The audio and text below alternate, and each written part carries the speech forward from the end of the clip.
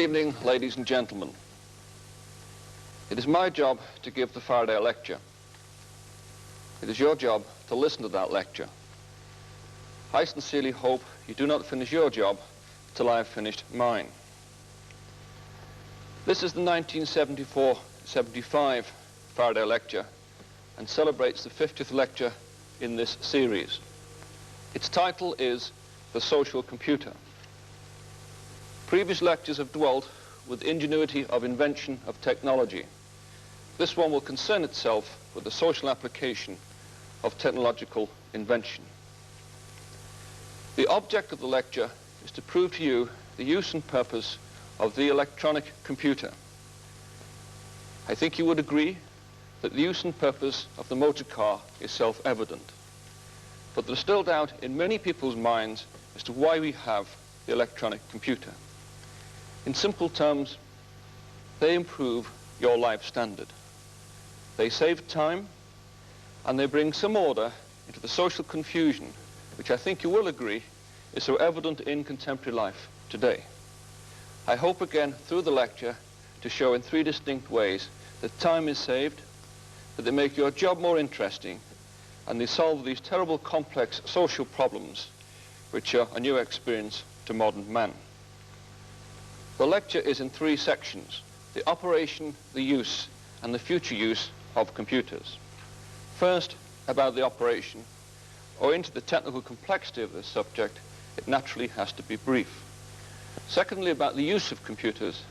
That, of course, is the prime purpose of the lecture this evening.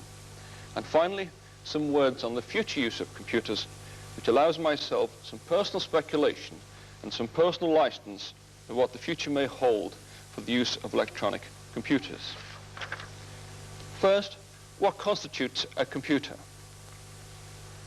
I believe we can take a certain amount of national pride that much of the pioneering of electronic computers was done in Britain. In fact, as long ago as 1822, Charles Babbage invented the first fully automatic calculating machine.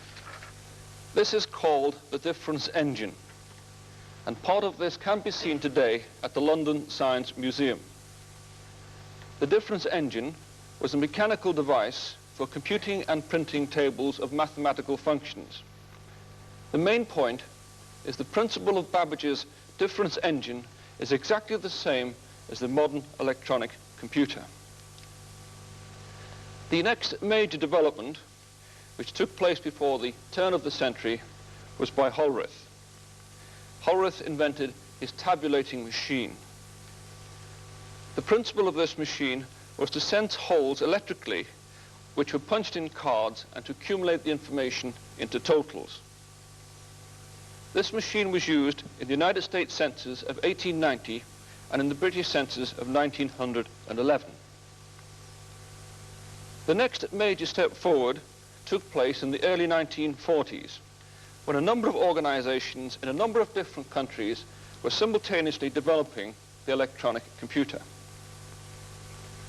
In the United States, Eckhart and Mortley were developing the ENIAC, and this stands for Electronic Numerical Integrator and Calculator. In Germany, Konrad Zuse was developing a computer. And in Britain, the universities of Manchester and Cambridge and the commercial companies of Lyons and Ferranti were all working on the development of the first electronic computer. As an aside, an example which illustrates the power and speed of computer development was in the calculation of pi. The calculation of pi has preoccupied mathematicians for thousands of years. But last century, von Euler calculated pi to 660 decimal places, guaranteeing only the first 600. It took him 2 years to make that calculation, and there's no record that the calculation was ever checked. In 1947, the first electronic computer did the calculation to 2,000 decimal places. On that occasion, it took 48 hours or 2 days. Today's computer can do the same calculation in that much time, which is less than 1 second. Now to the operation of computers. There is a direct relationship in the way that computers work and in the way that people function. This is because man is a system.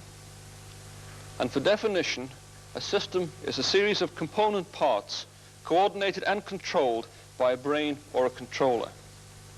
Another example of a system is a car with its engine, wheels, gearbox, battery, the controller in that case being the driver. Now, systems are hierarchical. That is to say, systems form part of other systems. A car, for instance, has a two-way interdependence with the traffic it is within. The car affects the traffic, and the traffic affects the car. Computers are identical. They are interdependent with the systems of which they form part of. And those systems can be hospitals, design centers, factories, offices, or transport systems. What then constitutes a computer system? It has an input device, a store, a calculator, an output device, and a controller. First, the means of input. The input device is represented by a pair of spectacles. This is the first sight the computer gets of any information. Next on the top of the screen is the store or the memory. This is shown by a set of pigeonholes. All instructions for control purposes and all information are kept in this store. And later on I will show you how we differentiate between instructions and information. I have used a desk adding machine to symbolize the calculating process.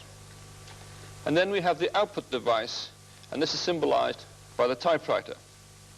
Finally, the controller, which controls all the functions in the computer and which is represented, as you can see, by a numbered dial. Now to some of the basic principles. The computer needs instructions to carry out its work. Its instruction repertoire is quite small. It can add, subtract, multiply, divide, and compare two quantities. It can store information. It can obtain this information from store, and it can put this information back into store when it wishes to do so. The instructions to solve any problem are posed in a logical sequence, and this is what we call programming. To get a better appreciation of what a program is, we will examine a problem and construct a program that will instruct a computer how to solve that problem. Firstly, to better appreciate the problem himself, the programmer constructs what we call a flow diagram. And on the screen, you can see a very basic flow diagram which represents man's fundamental decision-making processes. Having constructed his flow diagram, this has to be translated into a set of numbers or instructions that the computer will understand. And this is achieved by what we call a language compiler. One enters the problem to the compiler as a simple subset of the English language. The compiler, which is already in the computer, translates this simple subset of English language into numbers that the computer can understand. In other words, you simply talk to the computer in English language and it understands what you want it to do and it follows your instructions accordingly. Take, for instance, the word add. If you put the word add in the compiler, the computer would know you want to carry out an arithmetic function. It would translate that word add into the number 11, and every time the computer sees the number 11, it will then carry out the add arithmetic function. There are a number of special compilers, just as there are a number of different languages. There is Fortran, which the scientists use. There is PL1, which the scientists and the business community uses. And there's a compiler called Algol, which the academic community use. But perhaps the most popular language, or the most popular compiler, is one called COBOL. And COBOL stands for Common Business Orientated Language. And a few words on COBOL. COBOL has 4 sections or divisions which are entered into the computer. There's the identification division, which describes the name and the number of the program. Not unlike a book with a title and an author. There's the environment division, which will tell the computer what parts of the computer have to be used to solve that problem, and will also tell the computer whether that is one of the computers that can actually solve that problem or not. There's the data division, which gives the computer some idea as to what the size of the problem is, how long the problem can be, and how long certain words or how long certain numbers can be in the problem. I mean, if you were to tackle a problem, before you would set down to really working on that problem, you would assess at the beginning the range and scope and size of the problem facing you. And finally, there's the procedure division, which in effect is the translation component of the compiler, which takes the English language, which turns it into computer language, and makes sure that the organization of the instructions is so logical that the computer can handle them in an orderly fashion. On the screen you can see a typical COBOL program. And as you can see, it is a typical English language statements. A computer might have 500 COBOL programs inside it at one point in time, and each COBOL program may have 1,000 statements. So in effect, a normal general purpose computer would have 500,000 instructions inside it at one point in time, and will be able to work on all those problems simultaneously. Let's now construct a program for a simple problem. And the problem we have chosen is to balance the budget of a family of 4. The family consists of father, mother, both whom work, and the son and daughter, both of whom are at school. And in any family budget problem, there are 3 considerations. There's fixed expenses, such as the rent. There's necessary expenses that can be varied, such as food. And there are luxury expenses, which is what's left over. And of course, there's the income to cover these expenses. Now, on the flow diagram, you can see how the computer would attack this problem. It would read in all the income until such time as an instruction tells the computer there are no more income statements coming into it. It would add all these incomes up to a total. It would then read in all the fixed deductions, subtract them from the income total, and again would proceed until the computer is told there are no more fixed deductions. At about this stage, and in any problem situation, you like to know how the computer is proceeding. So it will print out the intermediate stage of the problem to keep the computer operator informed. It would then go on to read all the luxury expenses, subtract them from the total, until finally we achieve a balanced budget. Let us now have our people computer act this out. First, read the incomes.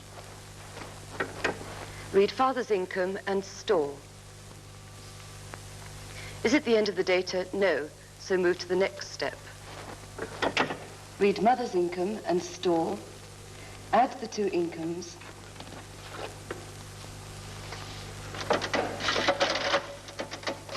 And store the result. Is it the end of the data? No. Read interest on savings and store.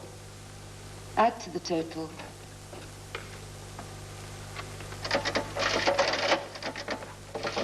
And store the result. Is it the end of the data? No.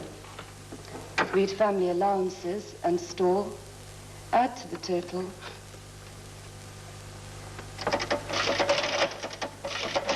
And store the result. Is it the end of the data? Yes. New data. Then subtract the fixed expenses. Read in tax and store. Subtract from the total. And store the result. Is it the end of the data? No. Read in rates and store. Subtract from the total.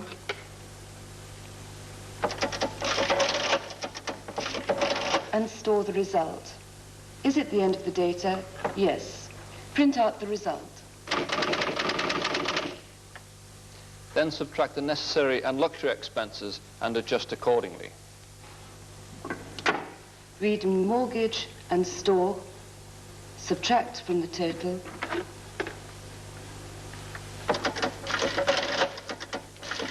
and return both the result and the total to the store. Is the result negative? No. Read insurance and store, subtract from the total,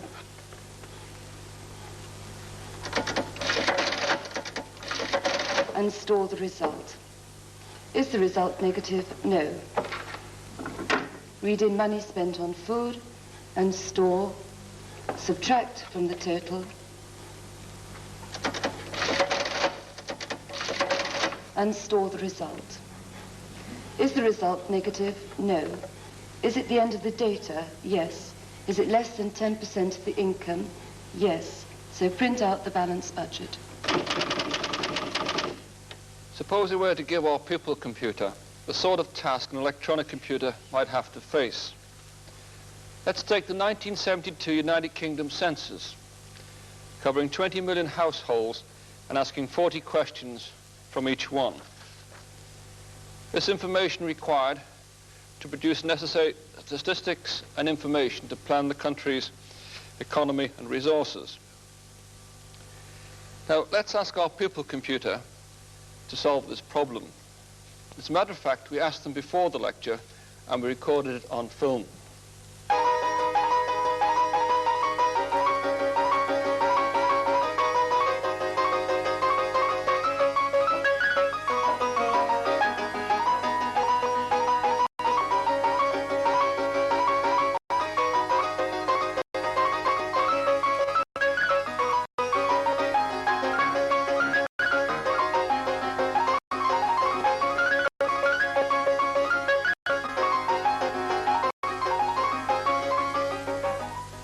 And that speed is 5 times their normal speed.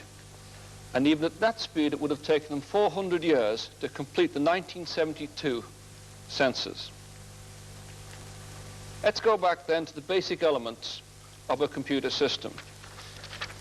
The input device, the store, the calculator, the output device, and the controller. First, the means of input. The most popular form of input is the punch card. The punch card has 80 columns, and holes are punched in any of these columns to indicate numbers, letters, or special symbols such as the pound sign or the percentage sign.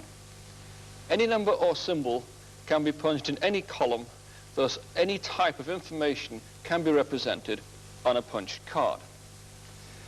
These cards are read into the computer system, and you can see a diagram of a card reader which does this at 2,000 cards per minute. Behind me you can see the beginning of our computer system, and the card reader is colored red on the left-hand side. The device in the center is the controller, and this is colored yellow. All devices must be connected to the controller in order to operate. The controller is in effect the computer. It is in effect the brains of the computing system. It controls all operations and all circuits in the computing system. Now, as you can see, it is a very uninteresting, anonymous-looking box. But actually the speeds of the circuits inside that box operate close to the speed of light. Now, clearly, our engineer has to know what is happening inside the box. So we slow the circuits down from the speed of light close to the speed that he can visualize what is happening inside the controller or the computer. Next, connected to the controller is the memory banks or the store, which are colored green. We've now added this to our basic computer diagram, and in the example you can see information being read through the card reader going to the memory banks via the controller. The program inside the controller instructs the information as to where it should be located in the memory banks. People often ask, how do these memories work? You can see a memory bank which consists of a large number of ferrite cores. Ferrite is a magnetic material which has the property of a very high magnetic switching. If the ferrite core is switched in an anti-clockwise direction, it represents the value of 1. If it is switched in a clockwise direction, it represents the value of 0. Therefore, by using the value of 1 or 0, we can represent any number, any letter, or any special symbol, and consequently any type of information can be represented by the switching of the cores inside the computer. There is another form of high-speed memory which is called semiconductor memory, which operates in exactly the same fashion as the ferrite core memory. However, both these memories are extremely expensive, and we have what we call second-level memory to conserve the cost of the computer system. The second-level memory operates fundamentally as we do. Information that's important to us that we need to know all the time, such as our own telephone number, we remember in our head, other people's telephone numbers we write down on a piece of paper and we store away for further use. There are 3 types of second-level memory. Firstly, there's the rotating magnetic drums. And then there are rotating magnetic disks, which, like drums, carry information which is written onto the surface. And it's very much like a series of gramophone records on a spindle. These disks are placed inside a unit, and as you can see, the electromagnetic head moves across each disk and writes information onto the disk or takes information from the disk.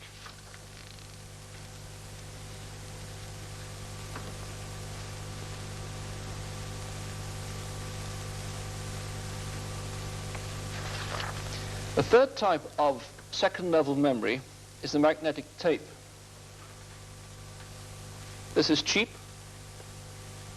portable, it can contain long files, it can be stored for many years, and it can be stored away from the computer. And in the event of a fire at the computer center, the valuable information and the valuable programs are not destroyed with the computer system.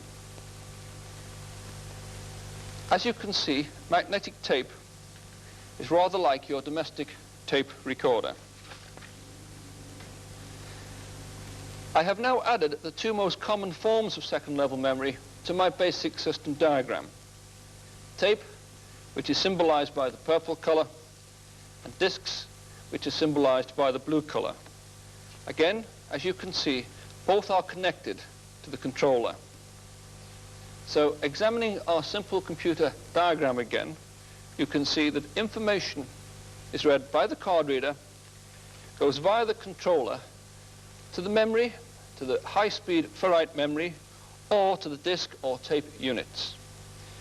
The decision about which level the information is to be stored and where it is to be stored is made by the program and depends upon the demand for that information. Switching back again to the input, there is another form which is the communications line. I'll add a communications line to our system display. But of course, we also need output. One of the benefits of the communication line is that it gives us both input and output to our computer system. And this is done, as you can see, by the visual display unit. The information to the computer is typed in the keyboard, and information from the computer comes on the television screen. You can have almost any number of these terminal devices on your computer system. Some systems have between 5,000 and 10,000. Owing to the lack of space, I can add but 2 to my basic computer diagram. As I mentioned, the visual display unit gives you computer output in a form that you can understand. But the principal form of computer output today is the line output printer. The line output printer can print in any language that you require. Thus, the computer is able to communicate with you in the language that you understand. The examples here from a line output printer are in English, Arabic, and Japanese. I will now add the output printer to our computer system display, and as you can see, this is colored green. I've mentioned before that computers are like human beings. They must be able to accept interruptions, to stop what they're doing, to handle interruption, and then proceed with the previous task. I illustrate on our diagram how an interruption takes place, how the computer system stops, how the interruption is handled, and then the computer proceeds with its previous tasks. This means that the computer can and does do many jobs at the same time. Our diagram is now complete, and you can see in its most basic form a complete computer system. In summary, with a card reader, a memory, disks, tape, communication lines, terminals, and printer. This, of course, is a very simple computer system. In reality, they're very much larger. And you can block build these systems up to almost an infinite size. I hope I have conveyed to you some idea of what a computing system is. Their utility arises from their speed of operation, which is close to the speed of light, and their memory capacity, which is almost infinite. So let us now look at their application in society today. Cap the theme of the lecture. Basically, it's about saving time, and it's about social change. I think I mentioned they eliminate social confusion. I think I mentioned that they make people's jobs more interesting. And perhaps the easiest way to show this is to take a chronological journey through life and show how they affect a child as he grows up and the various things that he does with his everyday life. Most of us started our life in a maternity hospital. In hospitals, until recently, patients' records were recorded on paper. At the London hospital, 3 million records existed. There was great difficulty in finding these records. There was even difficulty in finding space for new records. The computer solved both these problems. Information is stored on the disks, which you've seen. That meant the space was greatly reduced. The information could be quickly located in a matter of seconds, and the computer was used, in effect, as a large filing system. It records the name, address, the next of kin of the patient, and has such medical information as medical history, laboratory tests, dietary requirements, and possibly drug allergies. The doctor can obtain this information, or a number of doctors can obtain this information immediately. The information can be communicated to another hospital immediately. For instance, somebody going sick on holiday, or more likely having an accident on holiday, would not be able to tell the local hospital, if they're unconscious or if they're in pain, what the medical history was. With this system, the local hospital can quickly obtain the information from the patient's hospital, make sure he gets the right treatment and the right drugs, and makes a quick recovery. Computers can record the clinical results of laboratory tests. Computers can assist doctors with the diagnosis and with their prognosis. At the London hospital, they're used to assist, amongst other things, with the orderly admission of patients. Outpatients see the doctors, and there are 750,000 outpatients visit the London hospital each year. The doctors review the bed vacancy lists, and they decide which outpatients should be admitted to the hospital. Their decision is fed into the computer, which then automatically sends letters to the patients. On the day before admission, the patient is checked to see whether he's coming, and the ward sister and the medical staff are advised.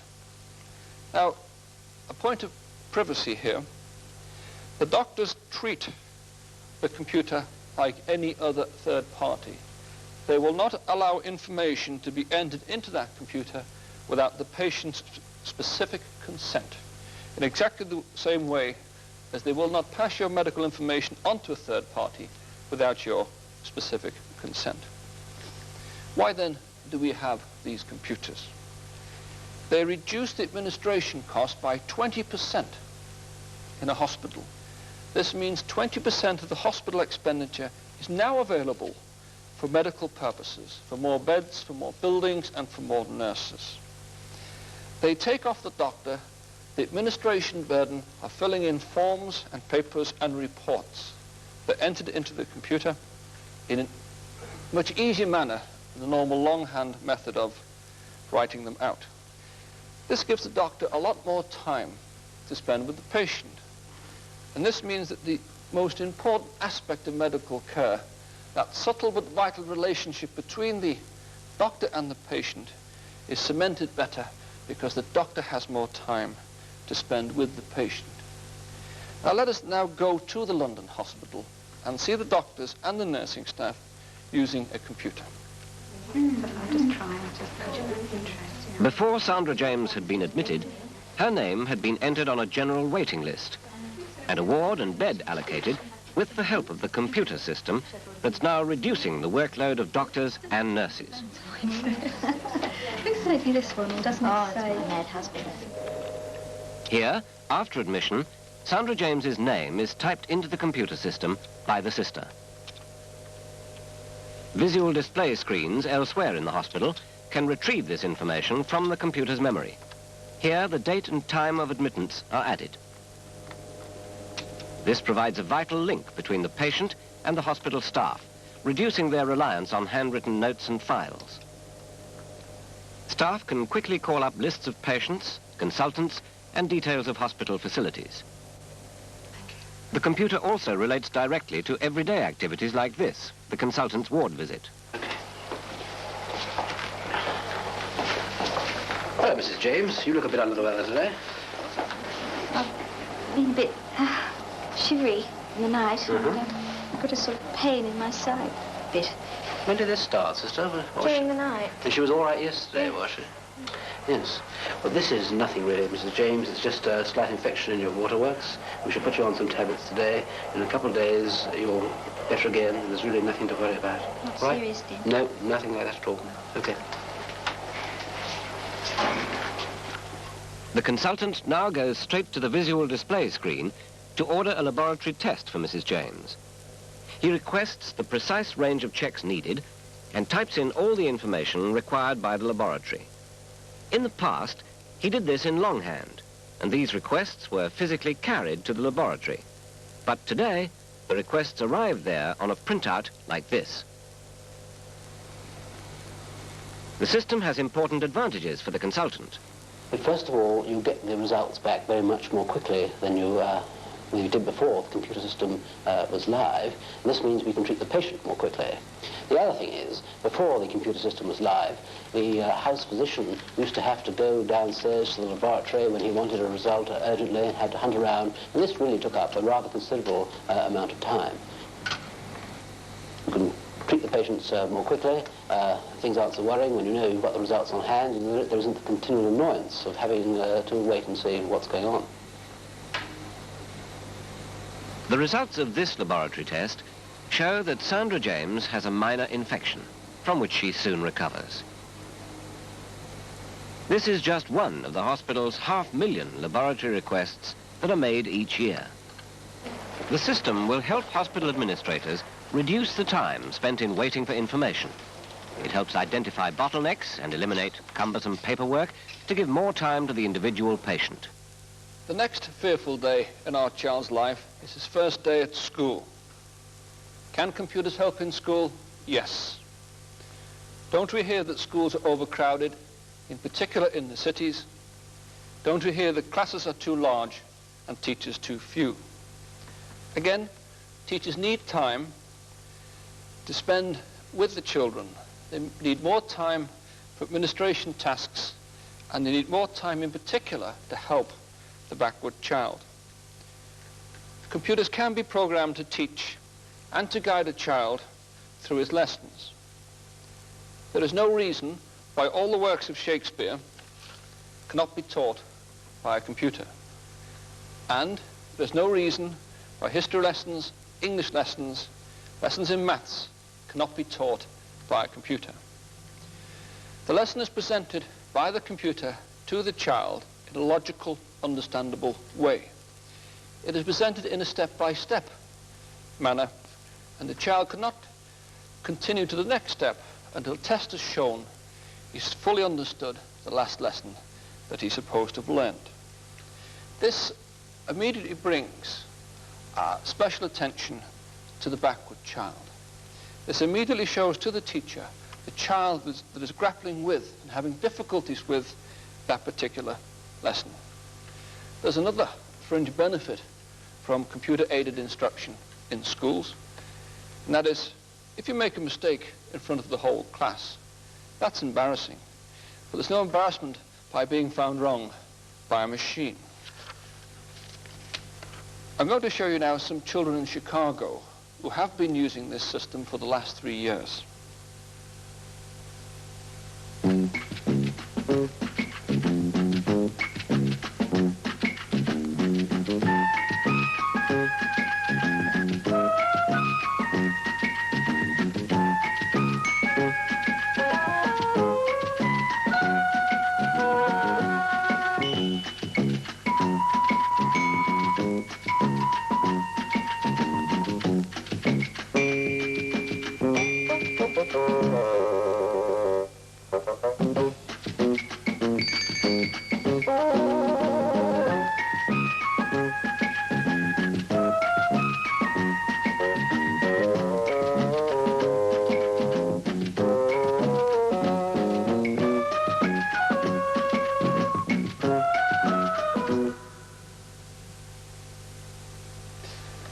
As you can see, it only took him 3 years to learn that 7 times 6 was 42.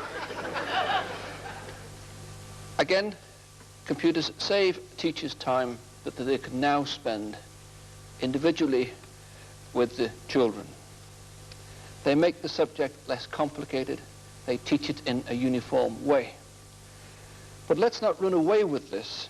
They are only used at most for 15% of the time in any school activity. The remaining 85% is the normal tutorial processes. The next major question in the journey through life comes about the time of the A-level examinations. And that question is, which university can I go to? Which university will I go to? In the early 60s, the selection and standards in the 40 British universities was very confused. Some students could not find places in spite of vacancies. Other students accepted second choice faculties because they could not find an opening in the faculty that they wanted to go to. About this time, an organization called the University's Central Council on Admissions was set up to solve the problem. We also had an additional problem. Some of the older universities were very much favored, and too many people applied to too few universities.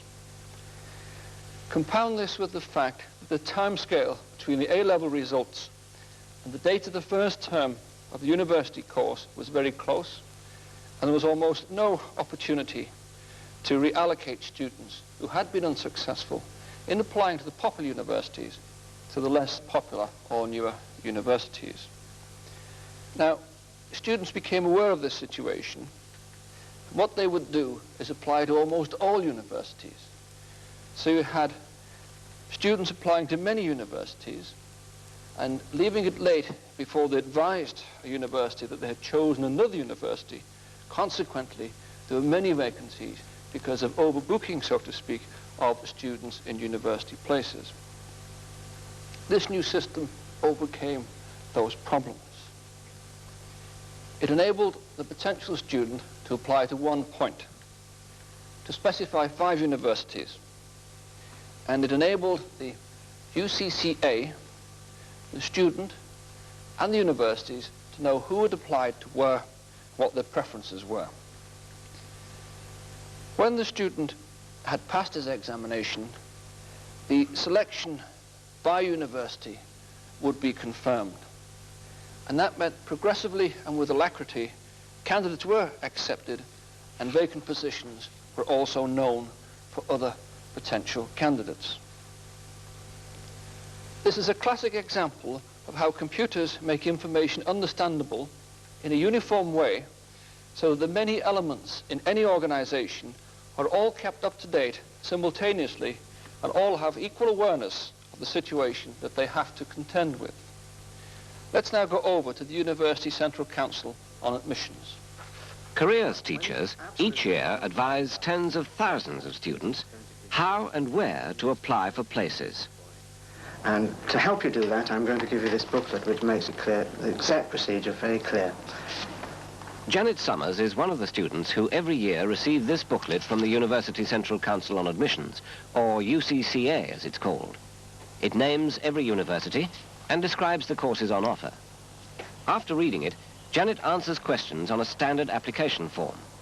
This asks for personal particulars, details of her school record, which courses she wishes to take, and which of up to 5 universities she wishes to attend. To this will be added a head teacher's report, and then all will be sent to UCCA. Here, Janet fills in the codes for Cambridge, her first choice, for Chelsea College London, her second, Queen Elizabeth London, Bedford London, and Sussex University.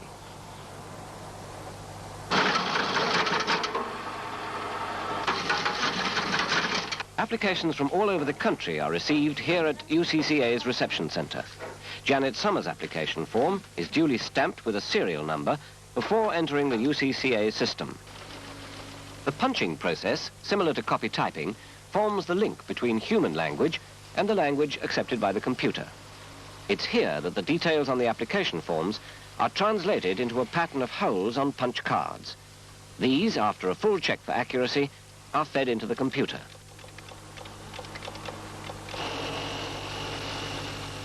The system uses a range of special cards, like the general application cards and index cards, and then there are aperture cards with a hole large enough to take a single frame of microfilm.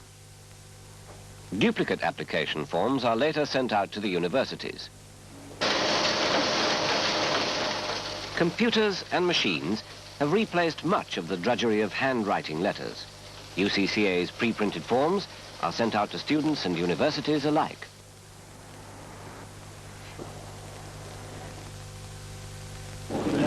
Seconds, swing arm back. We have guidance internal. 10, 9, 8, ignition sequence start. 6, 5, 4, 3, 2, 1, 0. All engines running, commit, liftoff. We have liftoff, 11:22 a.m.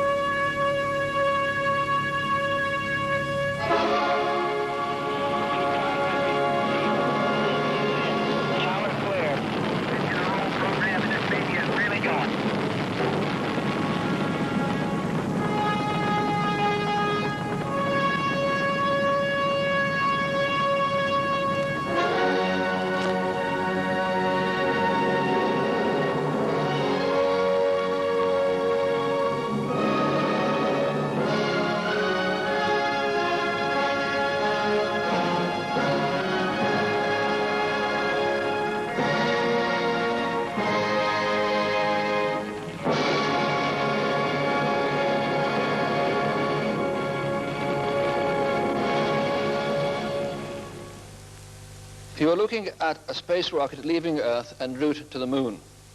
There are 3 men inside. They were thinking, would they ever get back to Earth again, alive? Without computers, the 3 astronauts of Apollo 13, as you will shortly see, would not have done so. Early in the mission, disaster struck. The 3 astronauts had only 15 minutes to transfer all the information from the command to the lunar module.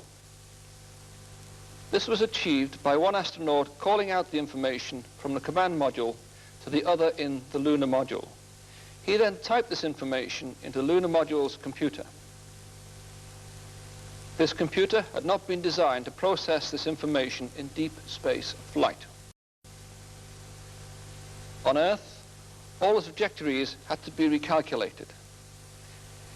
And this was done by computers since it had never been envisaged that the journey back to Earth could be made in the lunar module with the command module attached. 200,000 miles from Earth, the spaceship Odyssey had pulled out of Earth orbit and was moving smoothly away toward the moon. Moments later came disaster. An explosion destroyed the command module's power and oxygen system, except that needed for re-entry. Houston, we've had a problem. We've had a main B bus undervolt. You see an AC bus undervolt there, guidance? Or ECOM? Negative, flight. Believe the crew reported it. We got a main B undervolt. We may have had an instrumentation problem, flight. Roger. Okay, stand by, 13. We're looking at it. And we had a pretty large bang associated with the caution and warning there. The sensation I had, that I had felt a vibration accompanying the bang, not a large vibration or shudder. Here is a bulletin from ABC News.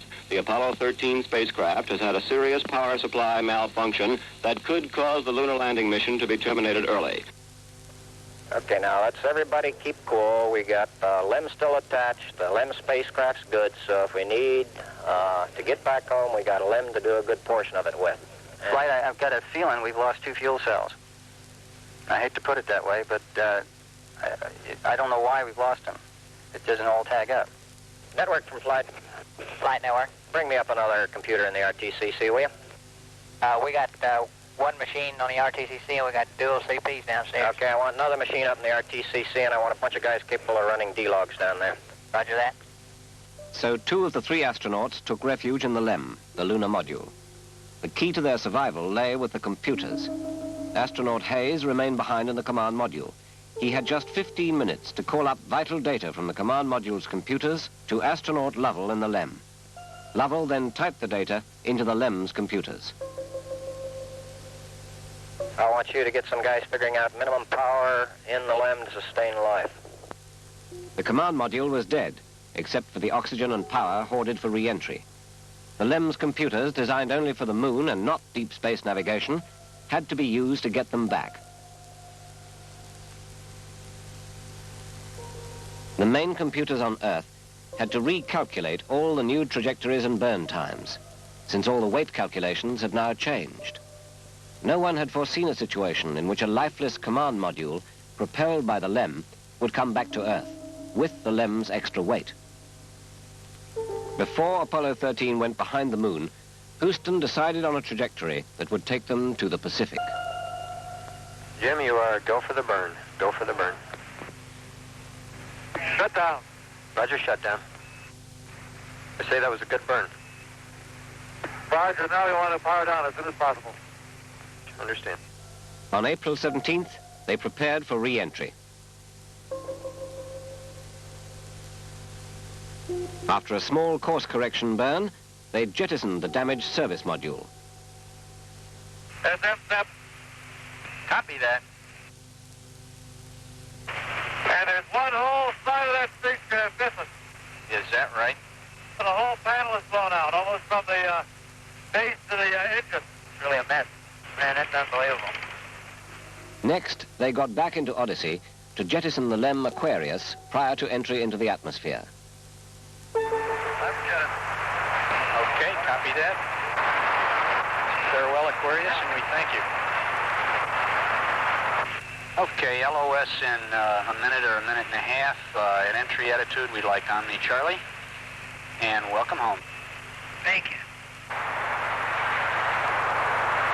Photo 1 spliced in at this time. The three chutes are displaced in the water. 0 degrees like that. 3.5 miles. 0 came up. 0, Roger. This is Photo 1. The command module is stable 1 at this time. They're riding comfortably.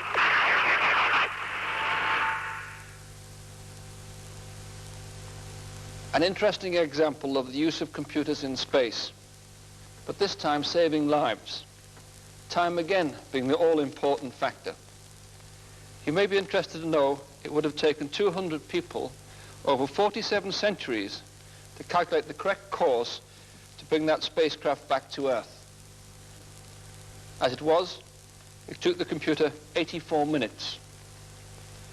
84 minutes to restore calm to a chaotic, confused, and frightened situation. Few people travel in space, but many of us do travel by plane. Planes approach a busy airport, such as Heathrow, at the rate of 200 or 300 per hour.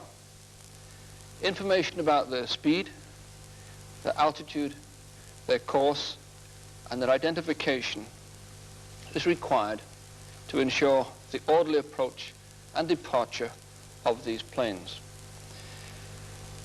This information is displayed on the radar screen alongside a blip indicating the plane. And as the plane moves and as the information changes, so does the information on the display. All this is done by computers. Again, allowing more time for the ground controller to apply more safety checks to the planes in the sky and to allow more traffic and more density as the ever-increasing rate of air transportation takes place. Much of this goes unnoticed to the traveller. Perhaps the only time he is aware of computers is with his flight reservation systems. And the major airline can handle 30 million flight reservation systems in 1 year.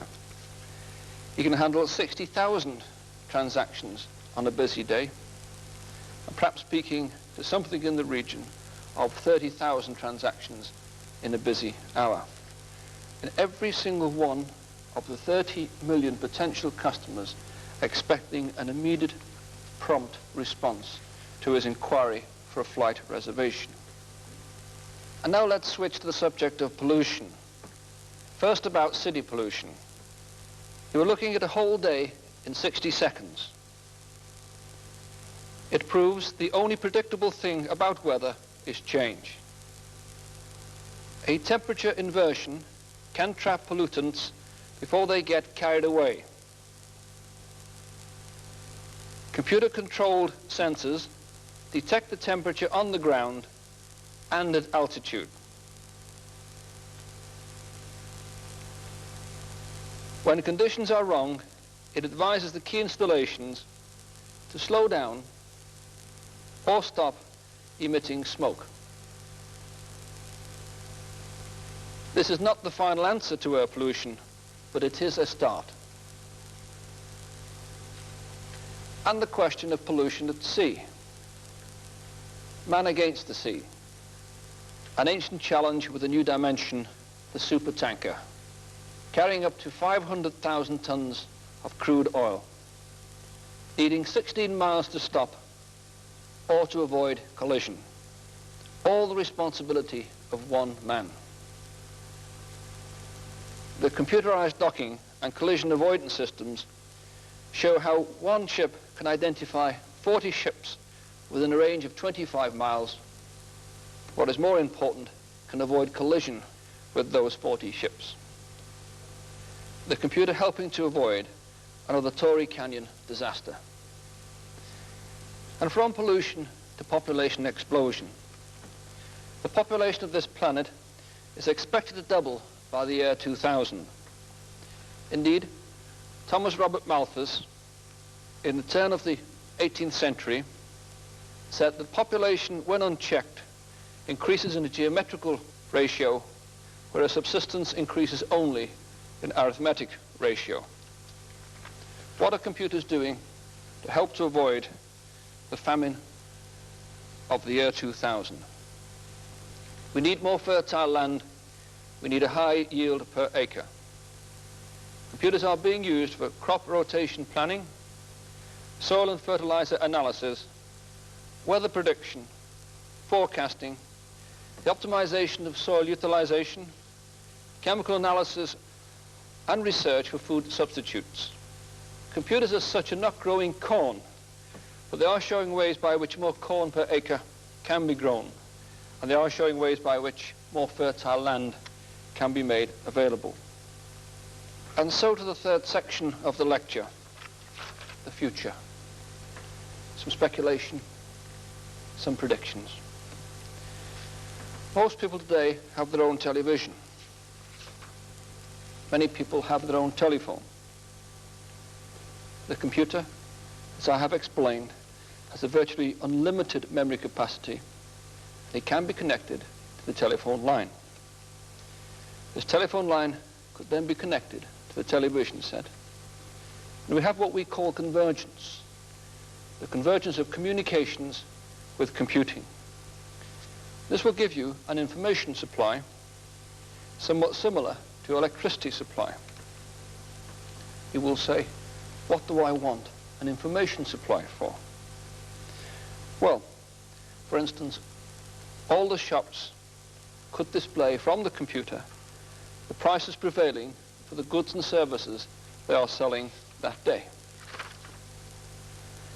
The housewife would know what shops have got the commodities that she wants. She would know which shops have the lowest prices. She would, of course, buy on a subjective basis. She would buy on a value for money basis. But she would know from the start which shops to visit, and she would know from the start which shops have the keenest prices. Her husband might be interested in the financial pages. He can get from his teledata system all the information that he wishes on the financial performance of various companies. Not only would he know the stocks and share prices, he would also know the trends that would emerge from different business and political decisions. For instance, when the decision was made to open the Alaskan pipeline, he would know the effect on world prices of oil and on the value of petroleum industry shares. He'd most certainly be interested in the sports results. And instead of having to watch television at one particular time on a Saturday, he could choose his favorite sport and the full information on his favorite sport at any time at his own convenience. The children could use the teledata system to help them with their homework. As we have shown with computer-aided instruction lessons, full libraries of English, maths, history, or anything else can be stored inside the computer. Indeed, whole encyclopedias can be stored inside the computer and referred to by the children when they wish to do so. If the weather is inclement, so to speak, and the children can't play outside the home, then they can play games on the teledata system with the computer. The scope seems unlimited for this teledata network system. But moving further, computers in robot form, even robots themselves, will be with us before the end of the century. Robots can take the hard work out of coal mining, working in steel plants, and eliminate the domestic chores such as washing up and cleaning the house and cutting the grass. I personally think about the future it is important to be skeptical of any sweeping but meaningless statements such as the computer is limited by its designer. It cannot create anything that has not been fed into it. It seems to me at least possible that the computer can surpass man's most intellectual and his most creative abilities. The idea of computer intelligence is, I know, a sensitive point with many people. But as we have seen, computers resemble people. However, in capacity and speed, they far exceed human ability. A computer can process in less than 1 second your entire life thought processes. You may be able to remember 25,000 words. The number of words a computer can remember are infinite. Therefore, with the mass assembly and organization of information and programs, and add to that the possibility of self-programming computers, you will have the infinitely powerful machine intelligence. The future will hold a single national register for each person covering tax, security, credit, education, and employment. Large research computers will be shared internationally, not so much to share the computer power, but to share the knowledge stored inside that computer. The future will see fast response computers in all business and trading and financial transactions. The computer will be used extensively in crime detection, in identification, in record keeping, and as electronic money exchange systems. The future will bring the computer to the home, as I've shown with the teledata system. The sum of all this suggests that the computer utility industry will become as fundamental as the power industry, and that the computer can be viewed as the basic tool of the last quarter of this century. To my mind, technically, these activities are achievable today, but they may not be acceptable from a social or economic standpoint. The process will, I'm sure, be evolutionary, not revolutionary, and it will impose a responsibility on all of us. The public will need to make an effort to help to overcome the prejudice to this invention and to introduce it more into the fabric of our society. We, the industry, must ensure we don't use the technology simply as an end in itself, but develop further our social conscience and its application. I hope I have explained how, as a start, the social computer has been saving time, removing boredom and tedium, saving life, and solving complex social problems. But let the final word be said by Michael Faraday himself. It is almost with a feeling of awe that I go to work. For if the hope should prove well-founded, how great and mighty, and how sublime in its hitherto unchangeable character is the force I'm trying to deal with, and how large may be the new domain of knowledge that may be opened up to the mind of man.